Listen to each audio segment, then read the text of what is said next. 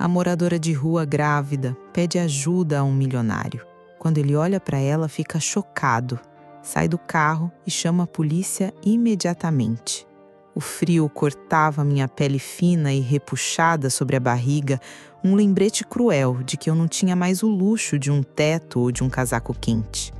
As luzes da cidade, que antes me pareciam um convite para a liberdade, agora zombavam da minha miséria, brilhando indiferentes à minha dor.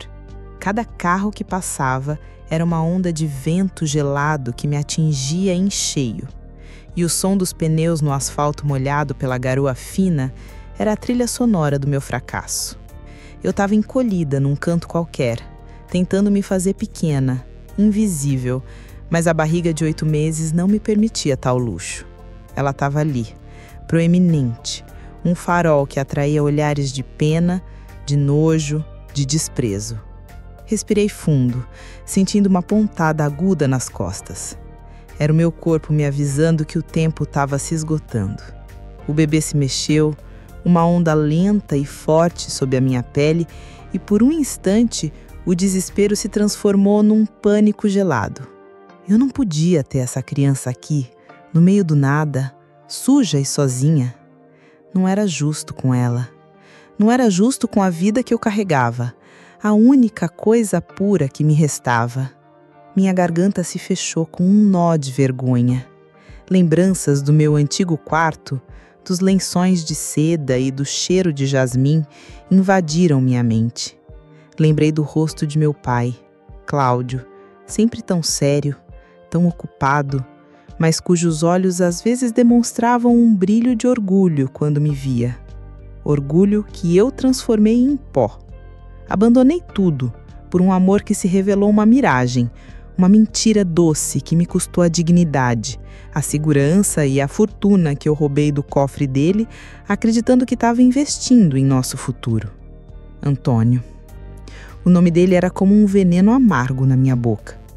Ele me prometeu um mundo e me deixou com um nada, desaparecendo assim que o dinheiro acabou, assim que a minha barriga começou a crescer. Você precisa fazer alguma coisa, Bianca, sussurrei para mim mesma, a voz rouca e fraca. Pelo seu filho. Reunindo o último pingo de coragem que me restava, levantei-me, com dificuldade, apoiando a mão na parede de tijolos frios e úmidos. Meus joelhos tremeram e a tontura me atingiu como um soco. Ignorei. Eu precisava ser forte agora. Vi um carro de luxo, preto e reluzente, diminuindo a velocidade para parar no semáforo a poucos metros de mim. Era agora ou nunca. Caminhei em direção a ele, mancando um pouco, sentindo o peso do mundo e da minha barriga me puxando para baixo. Cada passo era uma batalha contra a vergonha que queimava meu rosto. Eu era Bianca, filha de Cláudio, um dos homens mais ricos do país.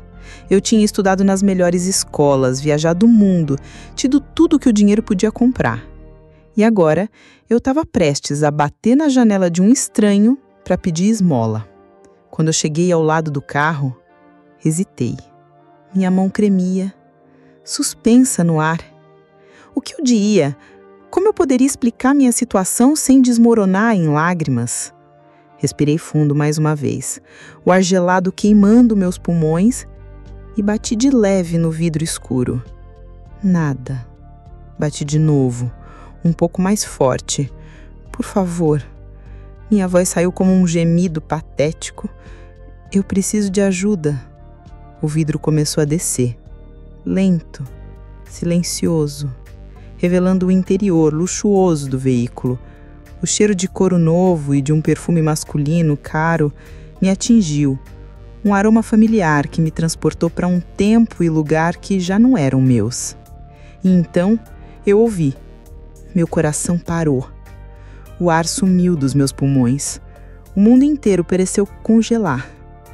Sentado ao volante, sob a luz fraca do painel, estava meu pai. Seus cabelos, agora quase que totalmente brancos, estavam perfeitamente penteados. Ele usava um terno escuro, impecável. Seus olhos, que eu conhecia tão bem, se arregalaram. O choque em seu rosto foi como um espelho do meu. Vi a incredulidade, a confusão e depois uma dor tão profunda que me fez recuar um passo. Ele não disse meu nome. Ele não precisava. O tempo parou naquele instante. Um abismo de silêncio se abrindo entre nós, preenchido apenas por meses de escolhas erradas, de dor e de saudade. Seus lábios se entreabriram, mas nenhum som saiu.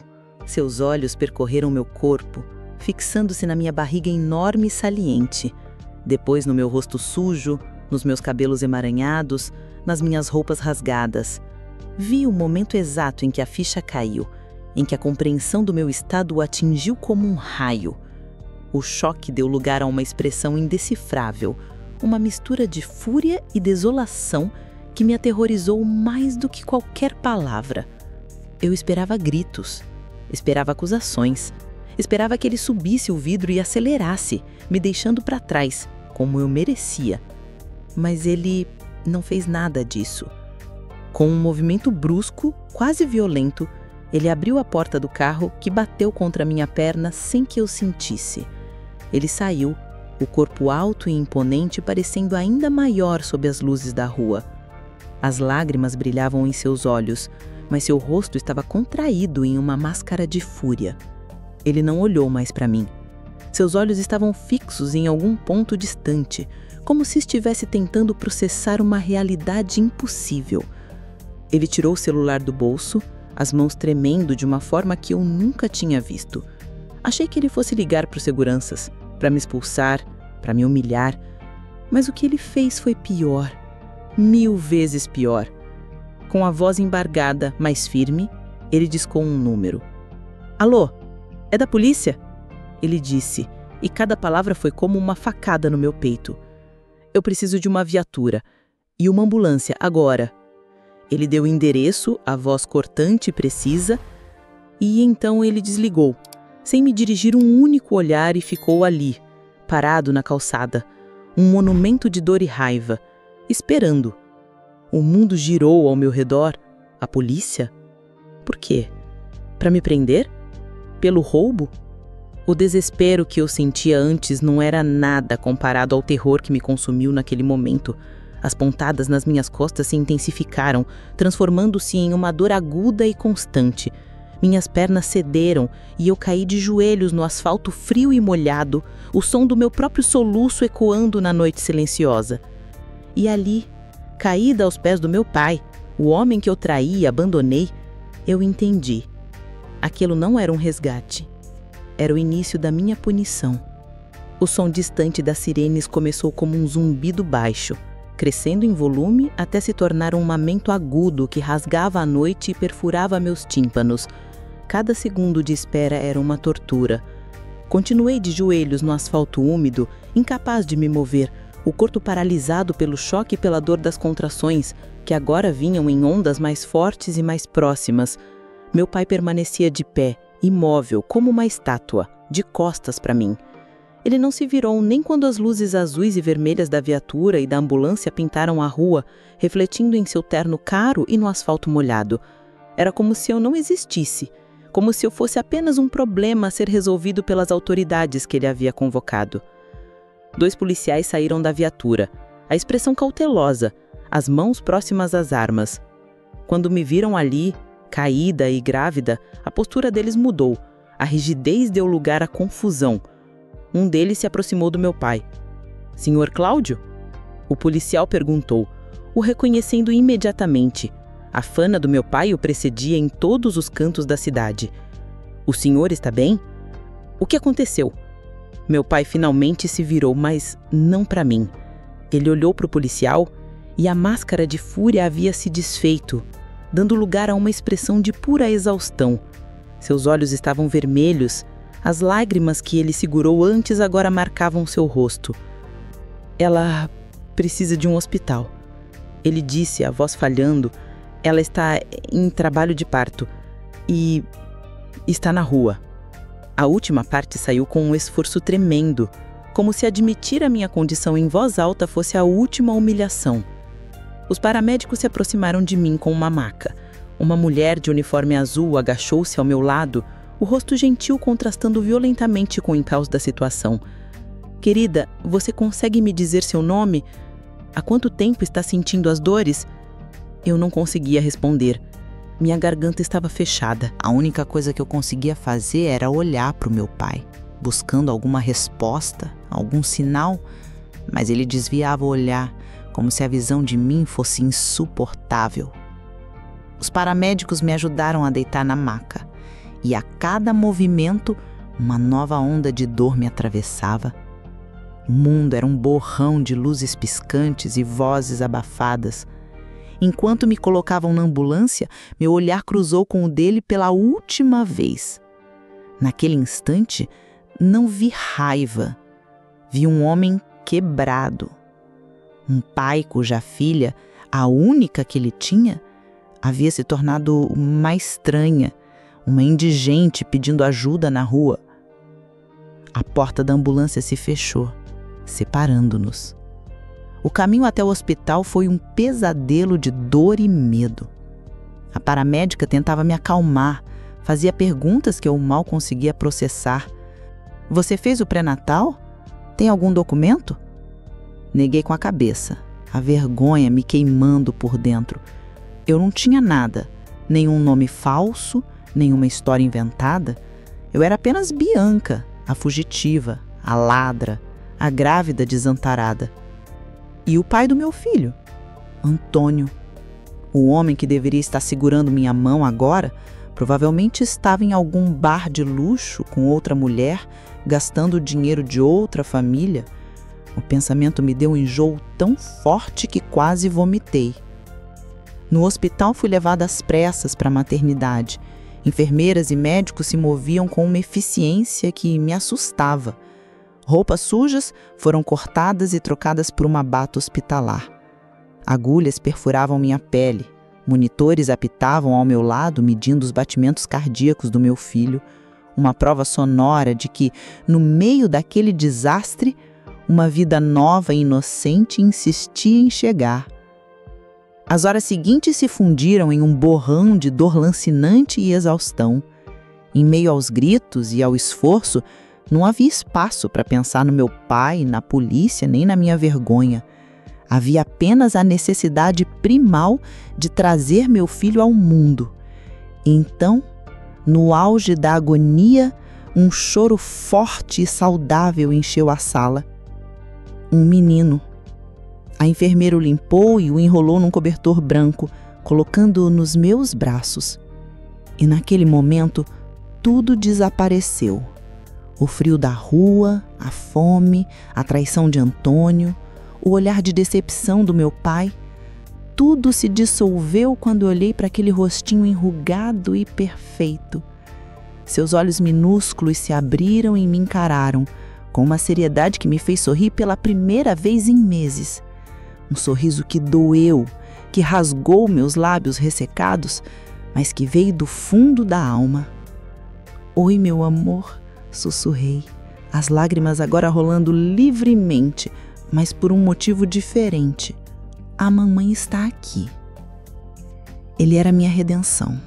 Ele era minha segunda chance. Por ele, eu enfrentaria qualquer coisa. Depois que me levaram para um quarto particular, uma surpresa que me deixou confusa, pois eu esperava ser deixada em uma ala pública, a exaustão finalmente me venceu. Adormeci com meu filho nos braços, um sono pesado e sem sonhos. Quando acordei, a luz suave da manhã entrava pela janela. Meu bebê dormia tranquilamente num berço ao lado da cama. E sentado numa poltrona no canto do quarto, estava meu pai. Ele não estava dormindo, estava apenas sentado ali, em silêncio, me observando. A raiva da noite anterior havia sumido, substituída por uma tristeza profunda que marcava cada linha do seu rosto. Ele parecia ter envelhecido 10 anos em uma única noite. Meu coração acelerou. Preparei-me para o sermão, para as acusações, para a pergunta que eu mais temia. Onde estava o dinheiro? Eu sinto muito, sussurrei. A voz ainda fraca. Foi a única coisa que eu consegui dizer. Ele não respondeu imediatamente, apenas continuou me olhando, seu olhar percorrendo meu rosto como se estivesse tentando encontrar a filha que ele perdeu. O menino é saudável, ele disse, finalmente, a voz grave e baixa. Os médicos disseram que foi um parto difícil, mas que vocês dois estão bem? Assenti, sem coragem de encará-lo. Eu não sabia o que fazer, eu não tinha para onde ir. Eu sei, Bianca. Ele respondeu, e o tom de sua voz me surpreendeu. Não havia condenação, apenas um cansaço infinito. Eu sei, Bianca, eu sei. O silêncio voltou a se instalar entre nós, pesado e desconfortável. Eu podia ouvir a respiração suave do meu filho, o tic-tac de um relógio na parede. "Por que você chamou a polícia?" perguntei, a voz um pouco mais firme. "Você queria que eu fosse presa?" Ele finalmente desviou o olhar, encarando a janela. "No momento em que te vi, naquele estado, eu não pensei direito", ele confessou, a voz embargada. Todo o meu corpo gritava para te tirar dali, para te proteger. Chamar a polícia e uma ambulância me pareceu a coisa mais rápida, a mais oficial, a mais segura. Eu entrei em pânico, filha. Pensei que você fosse morrer ali, na minha frente. Ele se virou para mim e as lágrimas que ele havia segurado na noite anterior agora escorriam sem controle por seu rosto. Eu só queria que você estivesse segura em um hospital. Mesmo que isso significasse que eu teria que te ver sendo tratada como uma indigente. O nó na minha garganta se apertou. Ele não tinha chamado a polícia para me punir.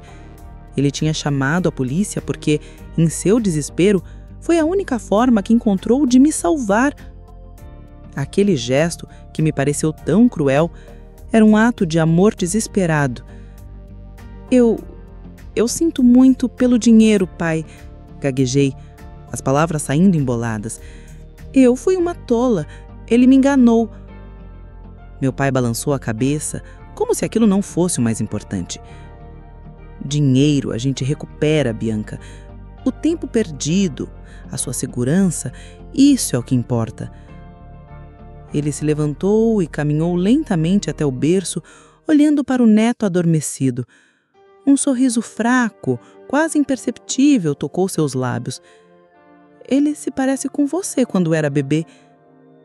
Aquela frase simples, dita com uma ternura que eu não ouvia há anos, quebrou a última barreira que restava dentro de mim. O choro veio com força, um soluço alto e sofrido que vinha do fundo do meu peito, liberando meses de dor, solidão e arrependimento. Meu pai se aproximou da cama e, pela primeira vez desde que fugi de casa, ele tocou meu rosto e enxugou uma lágrima com o polegar. O gesto foi tão inesperado, tão cheio de um perdão que eu não merecia, que me deixou sem ar. O silêncio entre nós não era mais de acusação, mas de uma trégua frágil. O primeiro caminho em um caminho incerto de volta para casa. Aquele toque, o gesto simples de enxugar minhas lágrimas, foi a permissão que eu precisava para desabar. Chorei como uma criança, um choro feio, ruidoso, cheio de soluços que sacudiam meu corpo inteiro. Chorei pela minha estupidez, pela dor que eu causei, pela solidão dos últimos meses e, sobretudo, pelo alívio avassalador de não ser mais invisível. Meu pai não disse nada. Apenas ficou ali, a mão pousada em meu ombro, um pilar silencioso de força, enquanto a tempestade de emoções passava por mim. Quando finalmente consegui me acalmar, minha respiração ainda entrecortada, ele puxou a poltrona para mais perto da cama e se sentou, o olhar fixo em meu rosto.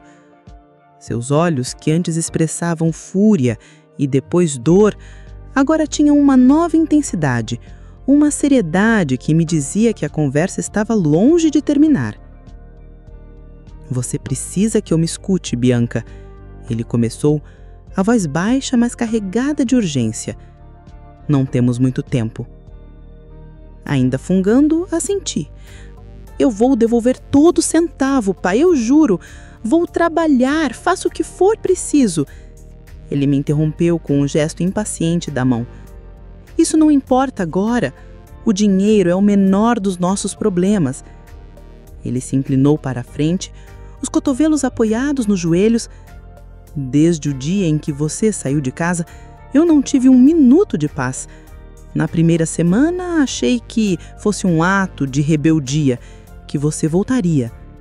Na segunda, comecei a me preocupar.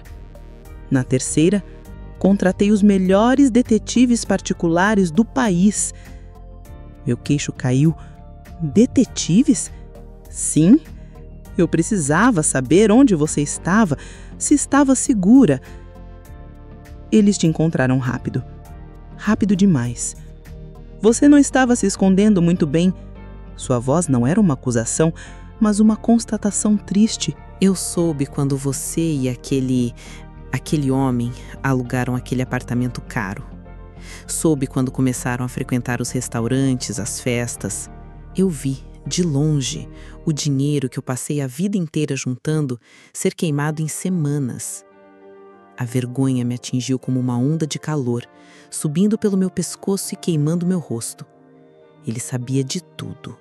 Ele assistiu ao meu declínio. Por que você não fez nada? Perguntei em um sussurro. E o que eu deveria fazer? Ele rebateu, a voz subindo um tom. Aparecer lá e te arrastar de volta para casa? Você era uma mulher adulta, Bianca. Você fez uma escolha. Se eu te forçasse a voltar, você me odiaria para sempre e fugiria na primeira oportunidade. Eu esperei que você percebesse o erro, que o dinheiro acabasse e que você me procurasse. Mas você é mais orgulhosa do que eu pensava. Ele suspirou, um som pesado, cansado.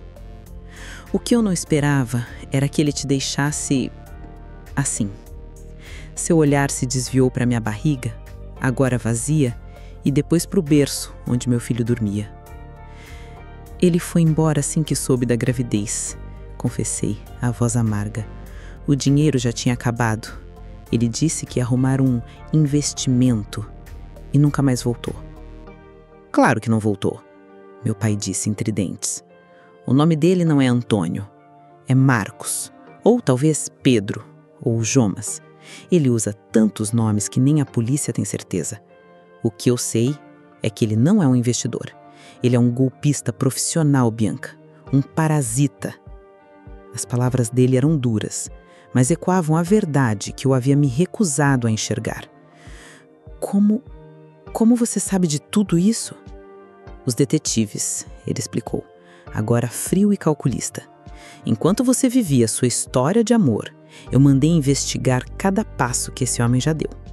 Ele não era ninguém, não tinha histórico, não tinha família conhecida, não tinha um endereço fixo, um fantasma. Então eu paguei mais, mandei cruzar em dados, fotos, informações. E as histórias começaram a aparecer. Ele se levantou e começou a andar pelo quarto, como um animal enjaulado. Uma família em Minas Gerais que perdeu a herança de uma fazenda. Outra no Rio de Janeiro, uma viúva que entregou todas as economias. E o padrão era sempre o mesmo. Ele seduzia alguém vulnerável da família, prometia um mundo, limpava as contas e desaparecia. A cada palavra, meu estômago se revirava. Eu não era especial. Eu era apenas mais uma, numa longa lista de tolas. Mas tem algo pior. Ele continuou, parando de repente e se virando para mim. Seus olhos me perfuraram. Eu prendi a respiração, o coração martelando contra as costelas. O quê? Encontramos outras duas mulheres. Duas mulheres que, como você, se apaixonaram por ele e engravidaram. O ar me faltou. Senti uma tontura violenta. O quê? Uma no sul do país, outra no interior de São Paulo. Ambas foram abandonadas da mesma forma. Ambas tiveram filhos dele. Meu pai se aproximou da cama novamente. Sua expressão era mais séria que eu havia vira. Bianca, esse homem não é apenas um ladrão. Ele é um monstro. Ele coleciona vítimas e deixa filhos pelo caminho como se fossem danos colaterais. Ele não tem sentimentos, não tem empatia. E é por isso que eu estou dizendo que não temos tempo. Pra quê? Gaguejei, a mente girando com as revelações. Outros filhos, outras mulheres, a minha história que me parecia tão única e trágica era apenas um roteiro repetido. Ele vai voltar, meu pai afirmou, com uma certeza que me gelou a alma. Não, ele não vai. Neguei, tentando me convencer. Ele não se importa. Ele fugiu. Ele fugiu porque o dinheiro acabou e você se tornou um problema. Meu pai corrigiu, implacável. Agora, a situação mudou. Ele não sabe que eu te encontrei. Ele não sabe que você está aqui, segura. Mas ele vai descobrir. A notícia de que a filha de Cláudio, desaparecida há meses, deu à luz, vai se espalhar. E quando ele souber que essa criança existe... Ele fez uma pausa, deixando a implicação pesar no ar. Essa criança não é mais um problema para ele, Bianca. É um bilhete de loteria. É um neto de um milionário. É a garantia de uma pensão generosa ou, pior, uma ferramenta para chantagem pelo resto da vida. O terror me dominou por completo.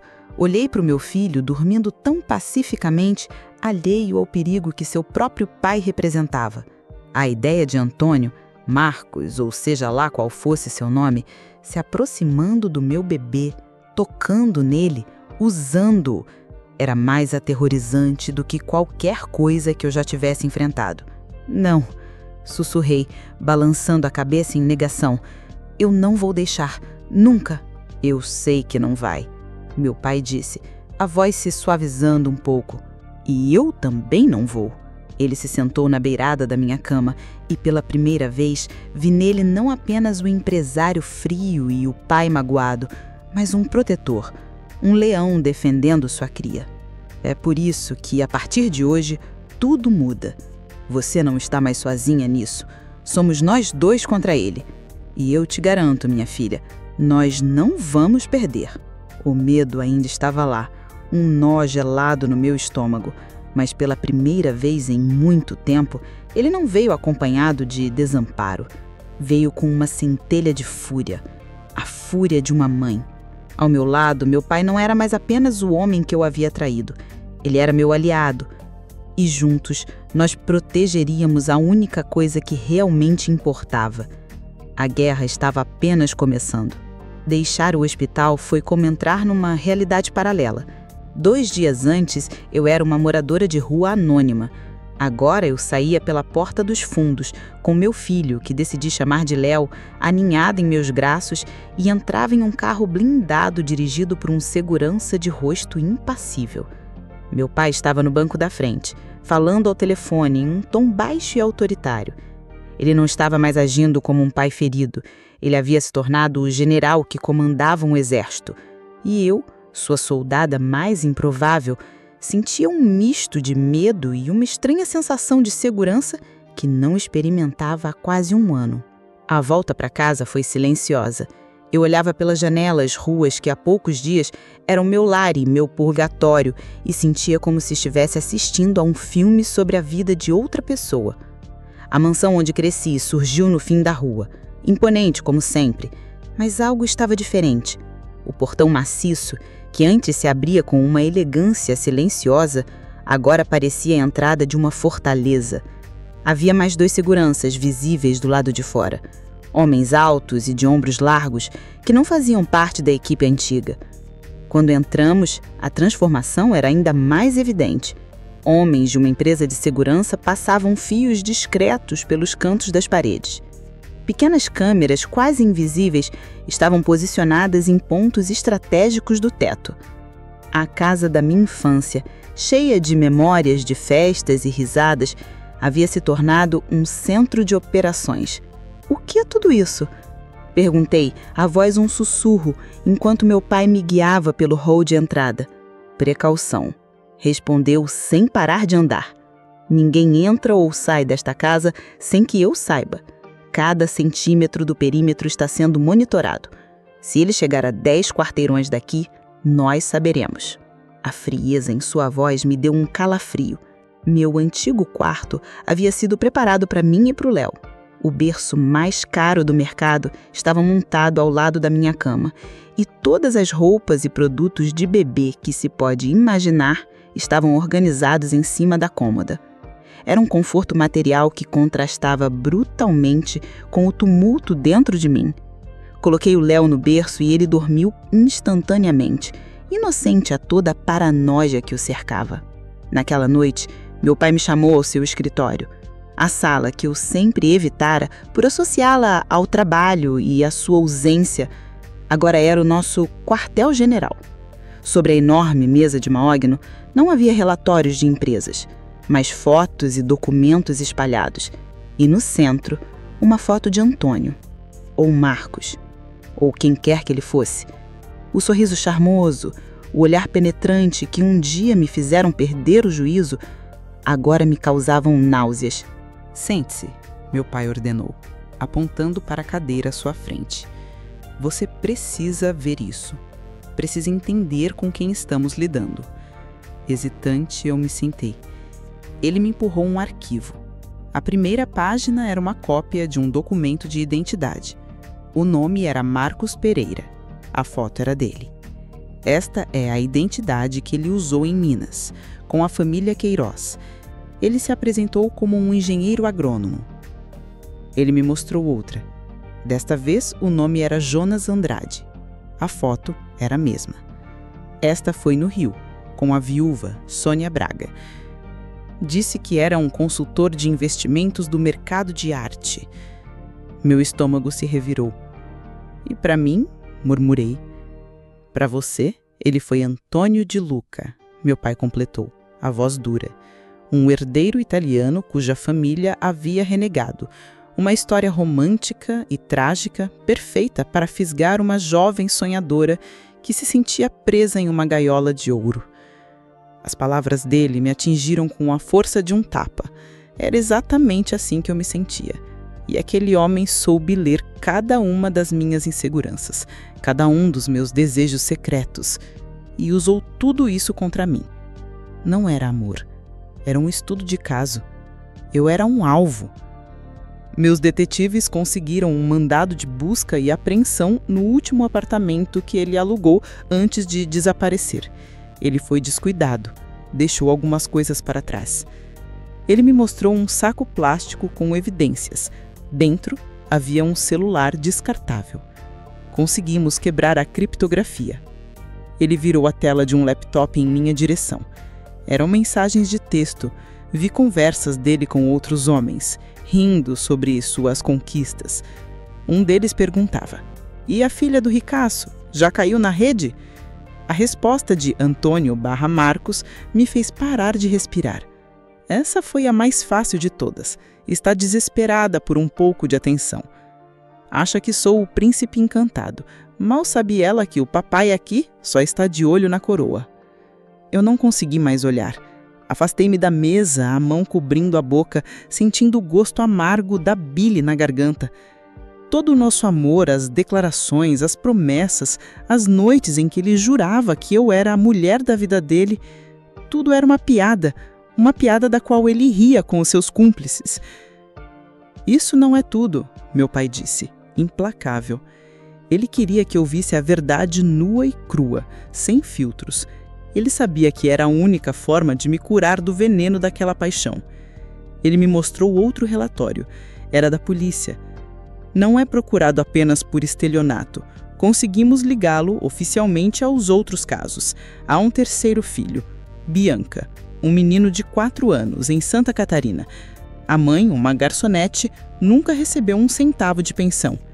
Ela o cria sozinha, trabalhando em 2 empregos. Ela disse aos investigadores que ele prometeu se casar com ela, sumiu uma semana antes do parto e ela nunca mais o viu. 3 filhos. Contando com o meu, 4. 4 crianças espalhadas pelo país, todas frutos do mesmo golpe, do mesmo abandono. A imagem do meu Léo dormindo no andar de cima veio à minha mente. Aquele homem não via nossos filhos como seres humanos. Ele os via como erros de percurso, provas a serem descartados. A cada nova descoberta, uma camada da antiga Bianca, a garota tola e apaixonada, se desfazia. A vergonha que eu sentia de mim mesma começou a se transformar em outra coisa. Uma raiva fria, cortante, que se instalava no fundo do meu ser. O homem por quem eu sacrifiquei minha família, minha segurança e minha dignidade nunca me amou. Ele me usou, me descartou e riu das minhas costas. Ele não me destruiu apenas financeiramente, ele tentou destruir meu espírito. Eu levantei o rosto e encarei meu pai.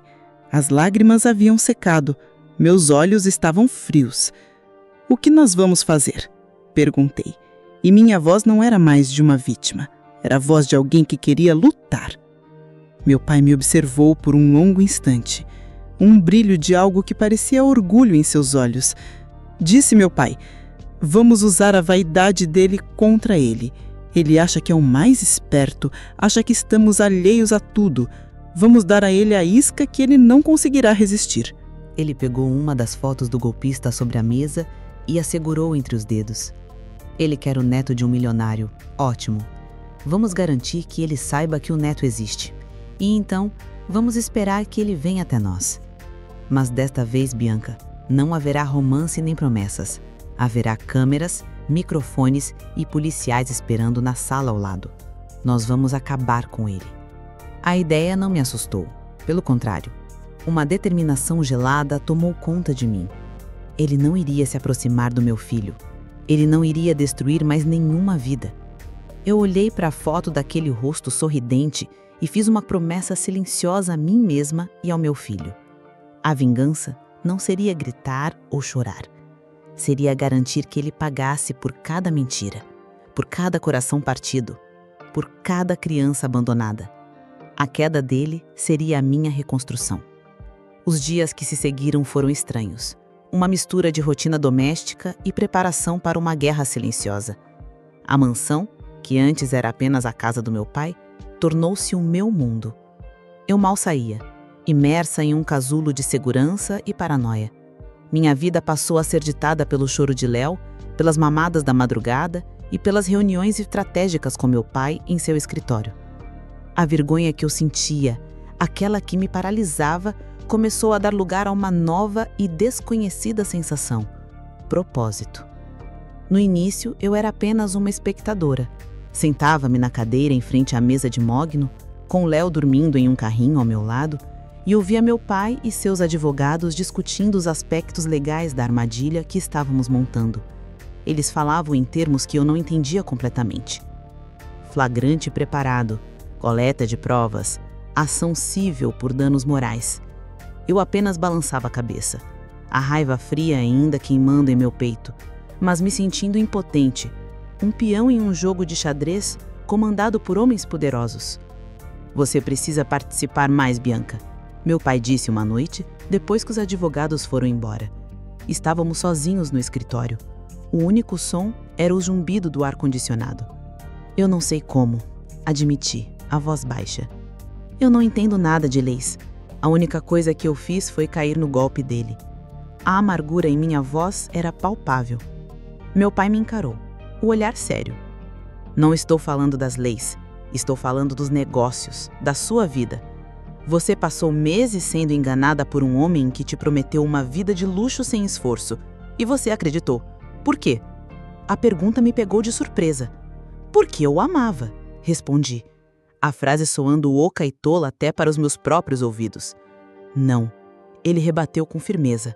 "Você não o amava. Você amava a ideia de liberdade que ele representava. A ideia de que você poderia ter tudo o que eu tenho, mas sem o trabalho, sem a responsabilidade. Você nunca se interessou em aprender como este império foi construído, mas não hesitou em pegar o dinheiro que ele gerava para fugir com o estranho. Cada palavra era um golpe, mas um golpe preciso, cirúrgico. Era a verdade que eu nunca quis admitir para mim mesma. Eu sempre vi o trabalho do meu pai como algo que o tirava de mim, um rival pelo seu tempo e atenção. Nunca vi como a fonte de tudo que eu tinha e nunca me interessei pelo esforço por trás disso. Eu não posso te proteger para sempre, Bianca. Meu pai continuou, o tom suavizando um pouco. Eu não estarei aqui para sempre. Essa casa, os negócios, a segurança do Léo, um dia tudo isso estará em suas mãos. Você vai estar preparada ou vai deixar que o próximo Antônio que aparecer leve tudo de você? Aquela noite marcou uma virada. No dia seguinte, pela primeira vez na vida, pedi ao meu pai que me levasse com ele para a empresa. Ele não demonstrou surpresa, apenas assentiu. Deixei Léo com uma babá de confiança, uma mulher que trabalhava para a família há anos. E o beijo de despedida que dei na testa do meu filho foi uma promessa silenciosa. Eu estava fazendo aquilo por ele, por nós. Entrar no prédio da empresa foi como entrar em outro país. Eu já tinha estado ali antes, claro, para visitas rápidas, para pegar dinheiro com meu pai. Mas agora eu vi o lugar com outros olhos. Via o movimento incessante de pessoas, ouvia o som dos telefones tocando, sentia a energia pulsante de algo vivo, algo que meu pai havia criado do zero. Ele me deu uma pequena mesa em um canto do seu escritório. "Comece por aqui", disse ele, colocando uma pilha de relatórios na minha frente. "Quero que leia os balanços do último trimestre. Tente entender de onde vem o nosso dinheiro e para onde ele vai." No começo foi humilhante. Os números e os gráficos pareciam uma língua estrangeira. Eu me sentia uma fraude, a filha do dono que não sabia nada. Várias vezes tive vontade de desistir, de voltar para o conforto do meu quarto e para a simplicidade da rotina com meu filho. Mas então eu me lembrava daquelas mensagens de texto, da risada de Antônio zombando da minha ingenuidade, e a raiva me dava forças. Eu comecei a perguntar, primeiro timidamente, depois com mais confiança. "Pai, o que significa essa sigla? Por que esse investimento nessa área deu prejuízo?" Ele respondia com uma paciência que eu nunca soube que ele possuía. Às vezes, ele desenhava gráficos em um quadro branco para me explicar conceitos, como se eu fosse uma estudante. E lentamente, as peças começaram a se encaixar. O processo de reconstrução não era apenas profissional, era pessoal. Nossas conversas sobre negócios inevitavelmente se transformavam em conversas sobre a vida. Um dia, durante o almoço na sala de reuniões, ele me perguntou sobre os meses na rua. "Como você sobreviveu?" Ele perguntou a voz cuidadosa, como se estivesse pisando em um campo minado. E eu engoli em seco. As memórias ainda doíam. Favores? Restos de comida? Dormia em abrigos quando conseguia, ou em marquises de lojas. A pior parte não era a fome, era a invisibilidade. As pessoas olham através de você. Você deixa de ser uma pessoa e se torna parte da paisagem suja da cidade. Vi a dor nos olhos dele. A culpa? Eu deveria ter te encontrado antes. Ele sussurrou, os lábios comprimidos. "Não", respondi, e pela primeira vez eu acreditava naquelas palavras. Eu precisava passar por aquilo. Precisava chegar ao fundo do poço para entender o valor do que eu tinha. Do que eu joguei fora. Olhei para ele. Para o homem que passou a vida inteira trabalhando para me dar tudo. E senti uma onda de gratidão tão intensa que quase me faltou o ar. "Eu sinto muito por não ter visto isso antes, pai." Ele apenas assentiu, os lábios comprimidos, e mudou de assunto, perguntando sobre uma das planilhas. Mas eu sabia que ele tinha entendido. Aquele pedido de desculpas não era sobre o dinheiro. Era sobre o tempo, sobre a nossa relação. Era o reconhecimento do sacrifício dele, algo que eu nunca havia feito antes. Enquanto eu me fortalecia, o plano contra Antônio avançava. A isca foi lançada de forma sutil. Uma nota plantada em uma coluna social falando sobre o recluso milionário Cláudio e sua reaproximação com a filha Bianca, que recentemente deu à luz ao único herdeiro da família. Não demorou muito. Uma semana depois, um dos detetives nos trouxe a notícia. Ele mordeu a isca. Tentou entrar em contato com uma antiga amiga sua, uma das que você conheceu com ele. Perguntou sobre você, sobre o bebê. Disse que estava arrependido, que cometeu um erro e queria consertar as coisas. Meu coração disparou, mas não era de medo. era de adrenalina. Que faço? Perguntei, olhando para o meu pai. Exatamente o que planejamos. Ele respondeu calmo. Você vai responder. Vai se mostrar hesitante, magoada, mas disposta a ouvir. Vai dizer que quer que ele conheça o filho e vai marcar um encontro. Ele se levantou e veio para o meu lado, colocando a mão no meu ombro. Você consegue fazer isso? Eu respirei fundo, olhei para a foto do meu filho no meu celular e depois para o meu reflexo no vidro escuro da janela do escritório. Eu não era mais a mesma garota que fugiu de casa. A rua, o parto, o reencontro com meu pai, as planilhas de negócios, tudo isso havia me forjado em algo novo, mais duro, mais inteligente. Sim, respondi, a voz firme, sem um pingo de hesitação. Eu consigo. Diga a ele para me encontrar, mas será nos meus termos, na nossa casa. Meu pai sorriu. Não era um sorriso de alegria, mas de aprovação. O tipo de sorriso que eu passei a vida inteira esperando receber. Eu não estava mais me escondendo. Eu estava assumindo o controle. A mulher envergonhada e quebrada estava morta. Em seu lugar estava a herdeira do império de Cláudio. E ela estava pronta para a batalha final. O dia do encontro amanheceu cinzento e abafado, um reflexo perfeito da tensão que pairava dentro da mansão. A casa estava silenciosa, mas era um silêncio elétrico, carregado de expectativa. Policiais à paisana, disfarçados de empregados ou motoristas, moviam-se discretamente. O escritório do meu pai havia se transformado em uma sala de monitoramento, com telas exibindo as imagens das câmeras ocultas espalhadas pela sala de estar, onde o confronto aconteceria. Cada microfone, cada ângulo, tudo havia sido testado e retestado. Eu me vesti com um cuidado que não tinha desde a minha vida anterior, não para impressioná-lo, mas para me armar. Escolhi um vestido simples, mas elegante, de cor escura. Prendi o cabelo em um coque firme. Minha maquiagem era mínima, apenas o suficiente para esconder as olheiras das poucas horas de sono. Quando me olhei no espelho, vi uma mulher que eu mal reconhecia. Havia uma dureza em meu olhar, uma calma perigosa que substituíra a antiga ansiedade. Eu não era uma vítima esperando pelo predador. Eu era a isca e estava perfeitamente consciente da armadilha que ajudara a construir. Meu pai me encontrou no topo da escada. Ele colocou as mãos em meus ombros, o olhar intenso procurando por qualquer sinal de fraqueza. Você não precisa fazer isso se não quiser, Bianca. Podemos entregar as provas que já temos e eles o prenderão eventualmente. Eu balancei a cabeça. Não. Eu preciso ir. Preciso olhar nos olhos dele. Preciso que ele veja que a garota tola que ele abandonou na rua não existe mais. Isso é por mim. E também pelo Léo, que dormia tranquilamente no quarto protegido por sua avó de consideração, a babá, e por um aparato de segurança que rivalizava com o de um chefe de estado. Meu pai assentiu, um respeito tácito em seu gesto. Estarei na sala de monitoramento. Você ouvirá minha voz num ponto eletrônico minúsculo se precisar de qualquer coisa.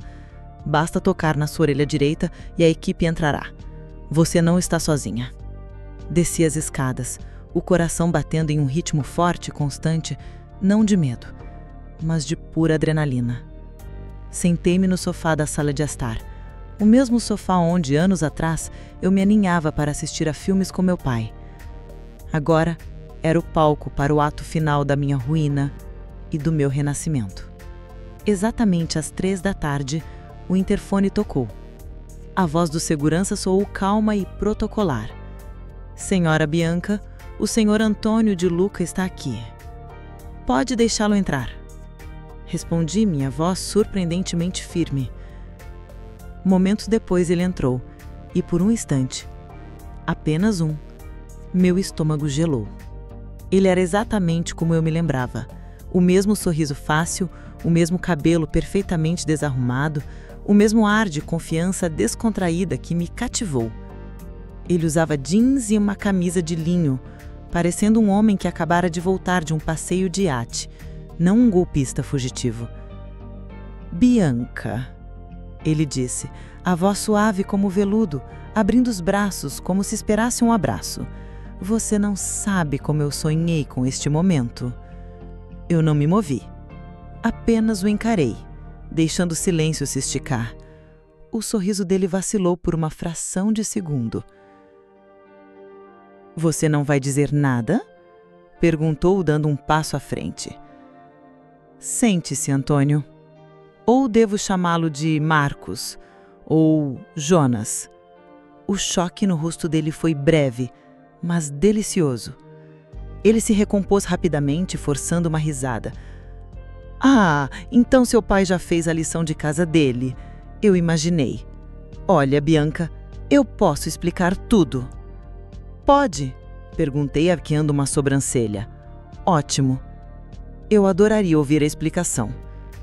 Comece pela família Queiroz em Minas, ou talvez pela Sônia Braga, no Rio. Qual das suas histórias de eu posso explicar você acha que vai funcionar melhor comigo? Ele parou, a máscara de bom moço finalmente caindo, revelando o predador calculista por baixo. Ele se sentou na poltrona à minha frente, a postura mudando. Seu pai te envenenou contra mim. Eu cometi erros, admito, mas o que eu tive com você foi diferente, Bianca. Foi real. Real? Repeti, e desta vez eu ri. Uma risada curta e sem alegria. Foi tão real que você desapareceu no segundo em que o dinheiro acabou e eu disse que estava grávida? Foi tão real que você ria de mim com seus amigos, me chamando de a mais fácil de todas. A cor sumiu de seu rosto. Ele não esperava por isso. Ele não esperava que eu tivesse acesso às suas conversas, à sua sujeira. Eu estava com medo, ele disse, tentando um novo ângulo, o bom homem arrependido. Eu entrei em pânico, não soube como reagir, mas eu me arrependo todos os dias, Bianca. Eu voltei por você, por nosso filho. Você não voltou pelo nosso filho. Você voltou pelo meu pai. Corrigi, a voz cortante. Você voltou pelo dinheiro. Você soube do nascimento do herdeiro e viu um cifrão. Viu a sua aposentadoria garantida. Isso não é verdade, ele insistiu, levantando-se, a voz carregada de uma falsa indignação. Eu te amo, Bianca. Eu sempre te amei. Nós podemos recomeçar. Nós três. Longe daqui. Longe do seu pai. Ele se aproximou. Ajoelhou-se na minha frente, tentando pegar minhas mãos. Era a sua jogada final. O charme que ele usava para quebrar suas vítimas. E foi nesse momento que a antiga Bianca teria cedido, que a dúvida teria surgido. Mas eu não era mais ela.